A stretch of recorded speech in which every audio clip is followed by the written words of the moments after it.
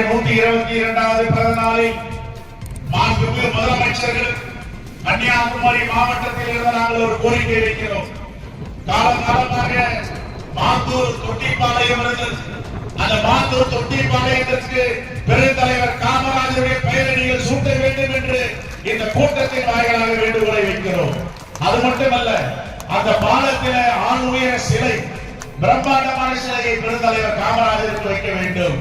தோழமை கட்சி வைக்கின்ற கோரிக்கை மாண்புமிகு முதலமைச்சரிடம் இந்த கோரிக்கை தான். இந்த கோரிக்கையை மாண்புமிகு முதலமைச்சர் அவர்கள் நிறைவேற்றி தர வேண்டும். நாளைக்கே நானும் சட்டமன்ற கட்சி தலைவரும் மாண்புமிகு முதலமைச்சரை 10 மணிக்கு விக்கிரவாண்டியில் வெற்றி சட்டமன்ற உறுப்பினர் அங்கே பதவி ஏற்க இருக்கிறார். அந்த பதவியேற்பு விழாவில் இந்த மனுவை தமிழ்நாட்டின் சார்பாக, குறிப்பாக கன்னியாகுமரி மாவட்டத்தின் சார்பாக அந்த பாலத்திற்கு பெருந்தலைவர் காமராஜர் பெயரை சூட்ட வேண்டும் என்று நாங்கள் மனு கொடுக்க இருக்கிறோம். என் அருமை தலைவர் பெருமக்கள், ஒருபோதும் இடத்தர மாற்றம் என்று பெருந்தலைவர் காமராஜருடைய பிறந்த நாளை நாம் சபதம் ஏற்றுக் கொள்ள வேண்டும். பாசிச சக்திகள் வளரக்கூடாது, ஜனநாயக சக்திகள் வளர வேண்டும்.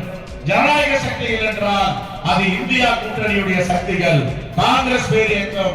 பாசிசம் என்றால் அது பாரதிய ஜனதா கட்சி என்பதை நாம் மறந்துவிடக் கூடாது.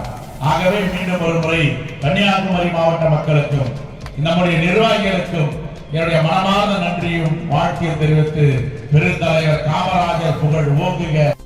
நாடாளுமன்ற உறுப்பினர் விஜய் வசந்த் அவர்களோடு சேர்ந்து இதை பிரம்மாண்டமாக கட்டமைப்பு வெற்றிகரமாக நடத்தி இருக்கிறார்.